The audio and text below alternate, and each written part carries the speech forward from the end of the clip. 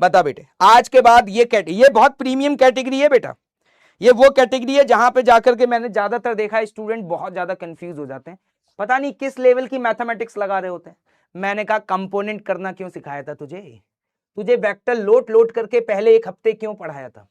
जब मैं वेक्टर पढ़ा रहा था तो कुछ लोग कह रहे थे कि अरे सर टाइम पास कर रहे हैं, काइनेमेटिक्स पढ़ाइए, इसलिए पढ़ाया था।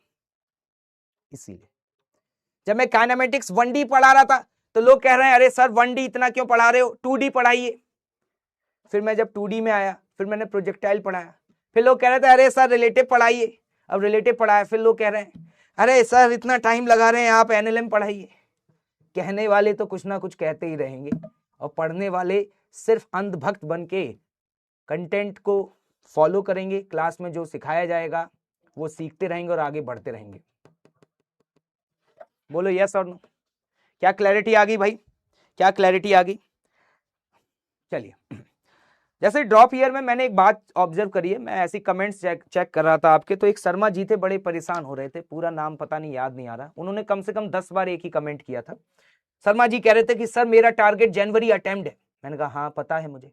तो सर मेरा टारगेट जनवरी अटेम्प्ट है तो प्लीज प्लीज प्लीज आप सिलेबस खत्म करा देना। मैंने कहा लाडले तुझे इतनी टेंशन क्यों हो रही है? पहली बार थोड़ी पढ़ा रहा हूँ ड्रॉप ईयर में, बस फर्क इतना है कि इस बार ऑनलाइन पढ़ा रहा हूँ, पहले ऑफलाइन पढ़ाता था। और मैं तुम्हें एक बात बताऊं, एक फैक्ट बताता हूं, ऑफलाइन में एक बैच बनता है और वो बैच बनता है लगभग मिड ऑफ द जुलाई, है ना। और उसमें ज्यादातर वो स्टूडेंट्स आते हैं जो स्टूडेंट्स एडवांस क्वालिफाई करते हैं, फिर उसके बाद वो काउंसलिंग करते हैं, लेकिन काउंसलिंग में उन्हें कोई डिसेंट सा कॉलेज नहीं मिलता, या फिर कॉलेज में कोई अच्छी ब्रांच नहीं मिलती। मान लो उन्हें कोई पर्टिकुलर ब्रांच ही चाहिए लेकिन वो ब्रांच नहीं मिल पा रही है ना। तो ऐसे स्टूडेंट्स जिन्होंने एडवांस क्वालिफाई किया है लेकिन उनकी रैंक बहुत अच्छी नहीं आ पाई है, या फिर उनको डिजायर्ड ब्रांच या डिजायर्ड कॉलेज नहीं मिल पाया, तो उन्होंने डिसाइड किया I want to take the drop. तो ऐसा जो बैच था वो मुझे याद है कि वो जुलाई के मिड में बनता था, या हम कह सकते थे लगभग 15 या 20 जुलाई के लगभग बनता था, ठीक है।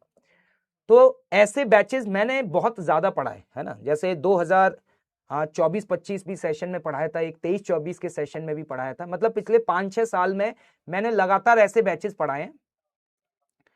और तुम्हें एक बात बताऊं, उस बैच से लगभग 80 से 90% स्टूडेंट्स IIT का एग्जाम बहुत अच्छी रैंक से क्रैक करते हैं।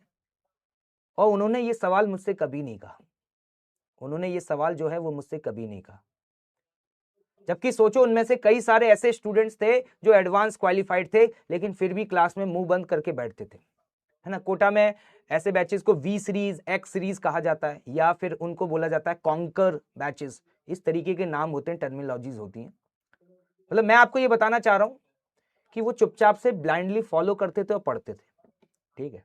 उन्होंने कभी मुझसे ये सवाल ना किया, ना कभी पूछा कि सर कैसे करना है, क्या करना है। मैंने बस ये बोला था पहले दिन कि अंधभक्त बन के फॉलो करना, मैं जिस पेस पे चलूं, जैसे मैं पढ़ाऊं, जहां मुझे लगेगा कि मुझे स्लो होना है मैं खुद स्लो हो जाऊंगा, जहां मुझे लगेगा कि मुझे फास्ट होना है मैं खुद फास्ट हो जाऊंगा, क्योंकि इसी को तो तजुर्बा बोलते हैं, इसी को तो एक्सपीरियंस बोलते हैं, इसी को तो क्या कहते हैं, एक्सपीरियंस बोलते हैं ना। तो मुझे पता है सब कुछ, मुझे अपने हिसाब से चलने दीजिए। और मैं तो आपसे ये कह रहा हूं कि देखो भाई, आपकी जो क्लास का ड्यूरेशन होता है वो ऑफलाइन से ज्यादा होता है। दूसरा, ऑफलाइन में जो डिस्कशन होता है वो क्लास में ही होता है, तो वहां तो मैं एक क्लास में मुश्किल से 40 या 50 मिनट पढ़ाता था। ऑफलाइन में एक क्लास में क्यों? क्योंकि 90 मिनट ड्यूरेशन होता था, 30-40 मिनट डिस्कशन में निकल जाते थे, बचे हुए जो समय में था उसमें पढ़ाता था। और तुम्हें तो मैं यहाँ पे 2-2 घंटे पढ़ाता हूँ, और मंडे और ट्यूसडे को तो 2.5-2.5 घंटे पढ़ाता हूँ। और डिस्कशन के लिए मैं क्लास में ज्यादा करता ही नहीं, उसके लिए अलग से तुम्हें रिकॉर्डेड वीडियो देता हूँ। पढ़ना लाड़ले, पहले लेवल तो मैच करा, है ना। तू जितनी मेहनत 3 दिन में करता है ना, तेरा भाई हर दिन करता है। तो पहले मेहनत कर, ज्यादा टेंशन मत ले, सब हो जाएगा, विश्वास रख, सब हो जाएगा।